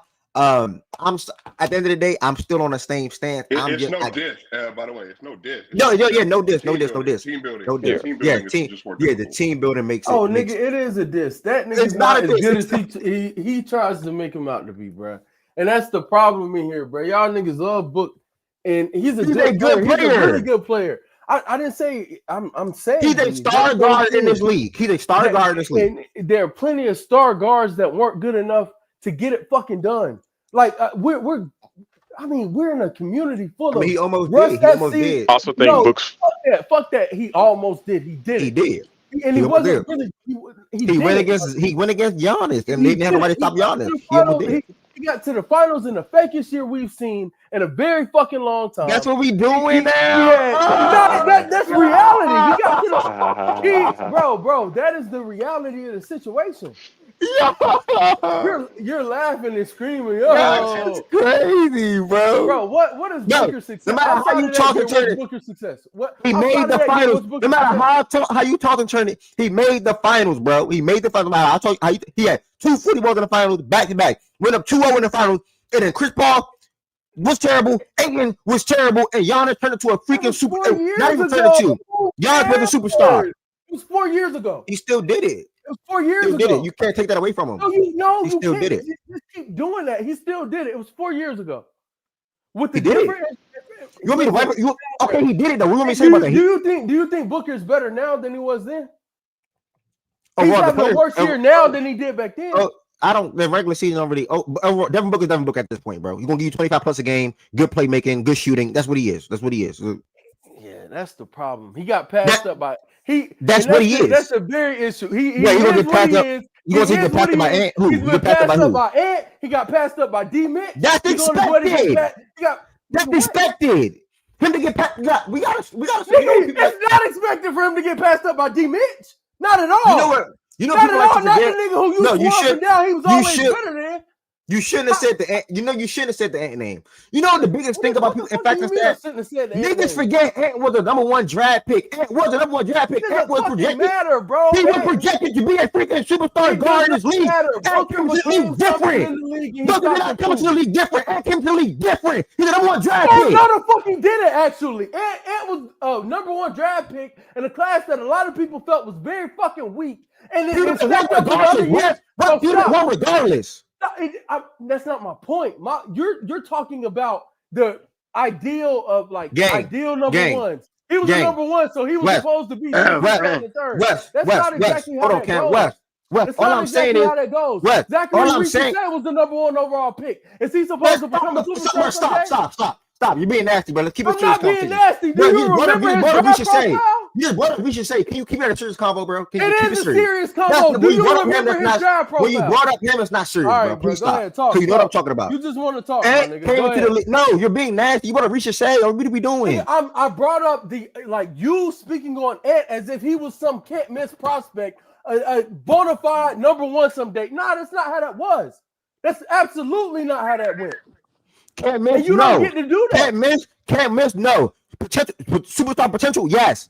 Ant was that coming into this league. Ant was that on my draft board. Whatever you want. Yes. Ant was that. And versus Booker, If Ant getting passed by Booker, so what? I already said that 2 years ago. He would get passed. Ant would pass Booker because Ant came to this league with things and traits that Booker did not have coming to this league, and also probably year 2, 3, 4, etc. So it's gonna be easier for Ant to block him to where he should be quicker than what Booker did with what he is now. Now, granted, Booker's still a damn good player, but Ant is a two-way guard in my opinion. Ant can get to the rim relentlessly. Ant can shoot the damn ball. We see he's shooting at the ball at a high rate this year. So Ant, a lot of things that Ant are doing now, Ant was doing in Georgia. Ant was doing in college basketball. Ant was showing these things in his rookie year. So it is expected for him to be the best two guard in the league. Becoming better than Devin Booker, in my opinion. Now, the Donovan Mitchell thing, I don't know. I'm speaking facts. Now, the Donovan Mitchell thing, we had to pass D. Mitch. So what do you mean D. Mitch passed Book? We had to pass D. Mitch. It was the other way around. We didn't come to this league better than D. Mitch. Nigga was showing D. Mitch love more than they were showing Booker love because he was taking the Utah Jazz. He was taking facts. He was taking Utah Jazz. About you, all of Buck's fucking fan base said he was better than D. Mitch the entire time. What are you saying? No, I don't agree with that because D. Mitch. You don't have to agree. That's the fucking reality. You niggas were never saying, and you know what you said. And you know what you just said. And you know what you just said. Watch this, man. Okay, watch this. You niggas can be fooled. You niggas can be bamboozled. Swiper, come on, bro. I'm not entertaining this goofy shit, man. Swiper, yes, come on, bro. I'm right here. Swiper, I'm asking you 2 questions. I'm asking you really 1 question, and just keep it a rack. You're not in the conversation. You're not in the debate. You're not even in the debate. You're not in this heated conversation right now. Swiper, Donovan Mitchell got drafted, I think 17, 18, whatever it was. 17. What did you think Booker was better than Donovan Mitchell? If you ever did think it, did you ever think that? But for one, did you ever think Booker was better than Donovan Mitchell? I remember. So that would have been 2021. Yes, 2021. The 2020, right after the bubble. The year right after the bubble. You thought Booker was better? Yeah, Booker was a first-team All-NBA player then. Yeah. Right, and he that's the year he hit the finals, I think. Yeah. Mm-hmm. Okay, so before that, you thought D. Mitch was better, correct? Yeah, but D. Mitch, went to the playoffs and had averaged 37 in the first round. Yeah. Now you can stop right there. Now what did I just say? We had to pass D. Mitch because D. Mitch was taking another. Let me finish. No, let me finish. You should have waited. No, let me finish. Let me finish. It's his fans. Now let me finish. What? D. Mitch, we had to pass him because he's taking the Utah Jazz to the playoffs and he was doing all this great scoring after trading Gordon Hayward. We had to pass D. Mitch. Not the other way around. I said Booker fans. I'm saying fans. Come on, better than D. Mitch people, not just Booker fans. Bro, you yelling and screaming and doing all this bullshit doesn't change the fact that what I'm saying is real. No, Booker fans felt like he was better than D. Mitch. Well, you should only say Booker fans. Let's talk about NBA fans, though. If you would sit idle for 2 seconds and let somebody else make their point, frame their case, their argument, we have several times talked about players being in better situations. Just because you're in a better situation doesn't mean you're a better player. That has happened several times. That conversation has been had several times. And I remember the conversations that were being had around the two when D. Mitch was on the Utah Jazz and Devin Booker was on the lowly Phoenix Suns. And his point guard was fucking Tyler Ulis at times and Elfrid Payton at times. And how everyone spoke on those teams, how everyone spoke on his situation, and how a lot of people, I'm not saying everybody, but a lot of people, especially the people who were in the D Book camp, were saying he was better than D. Mitch. Hey, Wes, to your point, remember he was on the same situation, same team, that he would have the same level of success. What the fuck are we talking about? To Wes's point, I want to be fair here because you asked for context. For context, remember the Suns won all 8 straight games out of that bubble. Yes, they almost made the playoff, and Booker was great. And Booker started getting national rides from that point on too. Yes, rightfully so. The next season, and then he became an All-NBA player. They both rose at the same time. Okay. That's all I'm saying. Shit. No, but bro, that's a lot true. of people had Book over. I'm talking about Book fans specifically because you are a Book fan. I didn't know you back then, so I don't know what your stance was back then. But from what I know from Book fans in that time, I know a lot of Book fans felt like he was better than D. Mitch, and it was not really like it was a situation of he's in a better predicament, so he's having more success. But we've never it's very seldom that we equate success with how good a player really is, especially if they're not one of the top flight players in the league. as good as D-Mitch was early in his career, there were still a lot of holes in his games, and in the regular season, he wasn't out producing Book. So a lot of people felt like Book was fucking better. And that's all I said, especially Book fans. And you're talking about, no, we had to pass up D-Mitch. Nigga, that's not how y'all felt. Don't tell me that now. Yeah, you're asking me and or Booker fans. Yeah, we're probably going to say this. They're probably going to say the same thing that I'm saying, Wes. But I'm telling you, the average NBA fan had D Mitch better than Booker up until the time period where Swipe was just referenced, Wes. That is a fact, and it's exactly because of what he was doing for Utah. But do you remember when they first traded Gordon Hayward and niggas was like, oh, niggas did not expect them to continue to be. This is facts, Wes. And that matters, got passed up by D Mitch. At some point, it was universal. At some point, people felt like D Mitch was a worse player than Booker, and he is surpassed Booker in the worst way. What the fuck are we talking about? I'm not being nasty. And I can say the same thing. I can say the same thing. The fact of the matter is, for a long time, even while he was having more success in Utah, a lot of people felt like they were at more often than not very similar, and it was nip and tuck either way. But again, a lot of people favor Book. So don't tell me he had to pass up D-Mitch initially. Bro, one of the main things that was said about Booker his first 3-4 years of his career, and if I'm lying, I'm flying. Oh, it's empty stats, empty calories, it's empty buckets. They don't really matter. It don't really mean much. Look what he's doing it on. Do you remember that, Wes? Do you remember that? That was definitely a side of the argument. Yep, you provided another side of the argument. And that was one of the main things. That was one of the biggest things that was said, actually, about Devin Booker at that time. Now, granted, his fans, myself, and many others, always thought that he was that. You know, he gonna be that. He gonna become that. But D. Mitch, I think, rose to being in that spotlight, to being that, or one of them type of guys, or one of them type of guards, quicker than Booker because of the success that he was leading the team to do alongside of Rudy. Now, granted, you spoke to the different teams and situations, right? And that is a good point. But at the end of the day, D. Mitch got put into that light in them talks quicker than Booker because of what he was carrying his team to do, right? Whatever the circumstances don't matter. It's just speak to the facts. In your career, you were better than D. Book to most of the populace, and better than D. Mitch to most of the populace. And he passed y'all up, bro. And I can say the same thing. I can say the same thing. No, you can't. At that point, most of the populace. I don't think you can say most of the populace felt like D-Mitch was better. I don't think that you can really say that. I don't agree. Fine. We'll agree to disagree. I don't think you can really stand on most of the people who were fans of the game felt like D-Mitch was better in year 3 compared to Booker in year 3. I don't think you can really stand on that. I know most of, again, if anything, I think it has to be even. But then there was a point. Yes. I was good there. Yes, if anything is even. Okay, fine. But then there was a point where it was clear that most of the populace felt like Book had surpassed that nigga. Like he had separated himself. Nah, not clear. They were on the same plane. I don't agree. Same whatever. Nigga, what do you mean you don't agree? He was first team All-NBA and made it to the finals and scored 40 back-to-back or 2 times in the finals against Giannis and the Bucks. All the shit you beat on your and I was still arguing with y'all, and I was still arguing with you. I was still arguing with you, Eli Goods, and many more after that year, though, Wes. I don't agree with that. Populace. I said most of the populace. And if I was arguing with y'all, if y'all 3 niggas felt that way, imagine the other niggas felt that way, Wes. What are we doing, What's the next topic, bro? You being when Demons get first team All-NBA, we can have that conversation. Till that, I don't think he passed him. Tell him to get first team. I don't really care how you feel. That actually just further proves my point. You don't think he got passed up? Well, I don't think he passed him. So okay, cool, fine. I think reality is, I think for me, my reality, D-Mitch is better than that nigga, and is better than that nigga, and I don't think that should be the case. Technically speaking, when you're better, you should still continue to improve upon your game.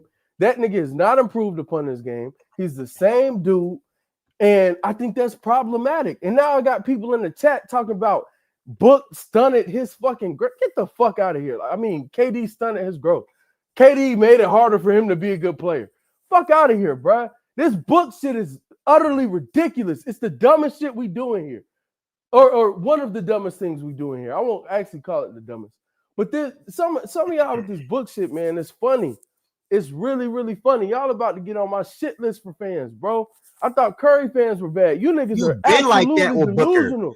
For everybody in here that don't know, Y'all. We're speaking about Booker like y'all this far gone. everybody in here that don't know. We're talking like about Booker like this for the last 3-4 years. I told you. I told you. He was talking about Booker like this.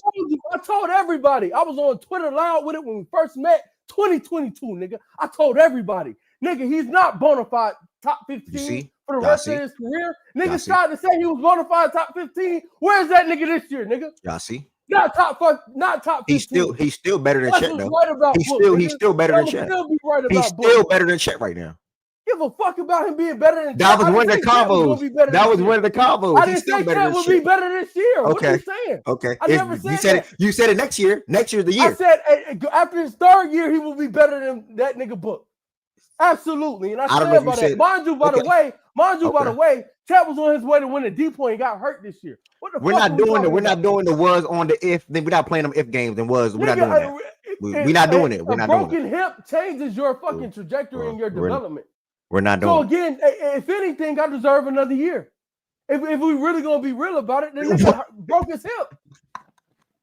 Oh, we laughing. My abs hurt, but now you funny, but you got it, gang. You got it, gang. I'm leaving it alone, gang. I'm gonna leave it alone, gang. You funny, gang. I ain't gonna lie. For sure. Listen, man. Both are special guards, in my opinion. All three guards on the same level. In my opinion, I think Ant will, when it's all said and done, will be the best out of the three. I'm not saying this season, but I just think from an overall perspective standpoint. In my opinion, but I think right now all three guards on the same level. Ant, D. Mitch, and Booker, and I think after that the shooting guard pool is pretty weak. So it is what it is. Man, this shit is comedy, dog. This shit is comedy, bro. When I be hearing shit like that, I don't even know how to pick back up. Zion, Booker, and then we get to D. Mitch and the usual shouting and hating. The show shit is insane. It is insane. That's why I'm so stunned. It's insane to say that you would rather trade for Zion. Y'all have lost your fucking minds, man. And after this, and you know what's crazy? Niggas was on my side with the shit yesterday. Bro, you know what's crazy? Niggas said they rather trade for Booker with Cade yesterday than KD and Cade. But niggas, for some reason today, would rather do Zion and Cade, but wouldn't do over Booker and Cade, but wouldn't do KD and Cade. is 37 years fucking old. Zion don't play basketball. I wouldn't trade Jaden McDaniels for Kevin Durant. I'm not gonna lie. Wait, what? I wouldn't trade. That's another problem. What? I wouldn't trade Jaden McDaniels for Kevin. Yeah, like where did you find this nigga? I'm serious. Like who is this? I think that's my man from TikTok. This came from TikTok, right? Yeah, this came. What's up, bro? Yeah, that's my man. All right, I'm Jordan, bro. Nice to meet you, bro. Explain to me why you that shit crazy. Nice to meet you, though. Okay, explain why you would trade a 2-year rental for I mean, he's pretty for a much nigga who's overpaid to begin with. Nigga's not a rental. He would end his career in Minnesota. All NBA defender for the next 5 years. For someone who's overpaid to begin with, who can barely play any lick of offense, why would I do that? Have you seen? These the niggas who be on your side, though. Yeah, these the niggas who be on your side. No, hold on. Have I seen what? Have you seen Jaden McDaniels play basketball for the last 20 games? He's actually approved his offense. The last how many games versus how many years? Wait, niggas trying to do the J-Mac good at offense shit? Shout out to you, Cam. I mean, J-Mac is good on offense. Listen, I wish he was. If you believe that, brother, shout out. I wish he was the GM of some of these teams. So Rob can give you a call, bro. Shout out to you, man. J-Mac over KD. Okay. Yeah, I'm taking J-Mac over Kevin Durant.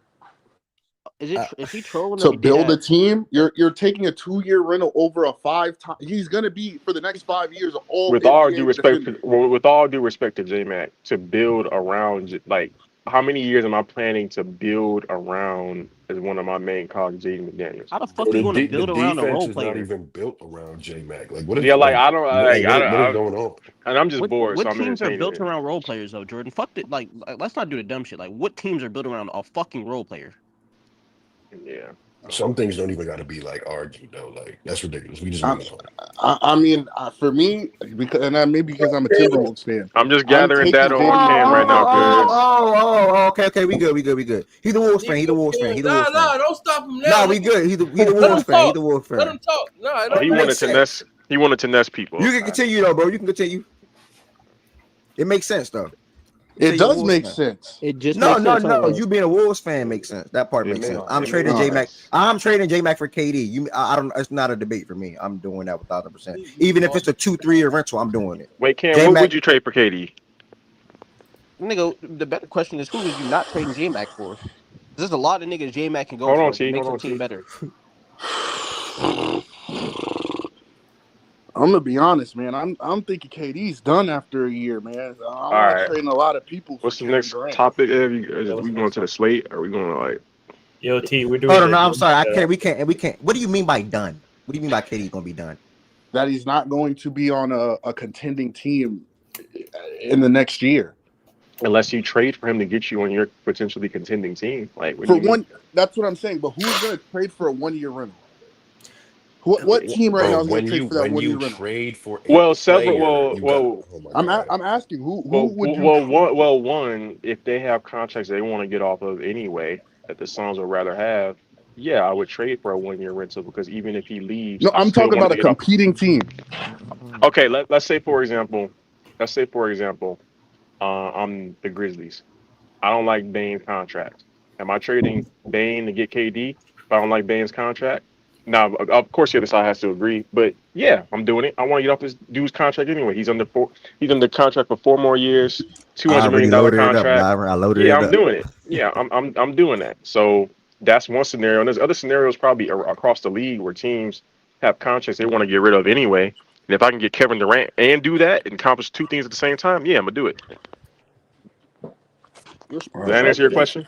Respectfully, I though, mean, wouldn't 1 year of for Kevin me, Durant maximize your roster than fucking 5 years of J Mac? Trying to get some reps in right now, Ev. Yes, J-Mac is maximizing our roster way more than a 1-year rental for Kevin Durant. Yes, Bro, all right. God bless. Yeah, I think you're too high on J Mac. I'm not too high on J-Mac. I've really watched are. him develop his offensive game for this past. I mean, yeah, He's started still off not a guy rough. that you can go to on the offensive end though. I just watch him be able to score Develop 20, his 20, game. Wait, Nigga, self-tap. Cam. You say he's a guy that you can go to an offense and you feel confident with that? Like you feel you like that? You want to go to J? Give me at least 18 points? Yes, I am. Fate of the universe on the What line. the Give me fuck Jaden universe? McDaniels. Niggas What is he never averaging averaged right? 18 What is he points in his averaging career, right by the way. now? He's I don't never think he's averaging averaged like 18 15 points right in his now. career. I believe 12 like points, 13. Never or 12 averaged 18 points, points 12 in his points career, by on the way. 56 true shooting, bro. 12 points on 56 true shooting. He's terrible.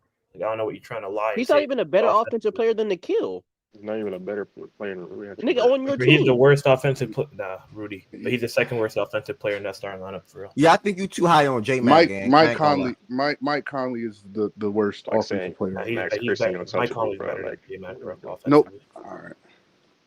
Hey, but Cam, on a serious note, do me a favor though, gang. All 52 of y'all that's in here on YouTube right now, make sure y'all hit that subscribe button for me. Swiper is struggling with YouTube, so I'm gonna help my black brother out. And shift. Cam, I have you heard me talk? Bro, I don't know what's going on, dog. Yeah, you struggling, bro. You know I value what you gotta say, man. So I'm gonna make this shift easy. Cam, you know what playback is? Have you ever talked about playback?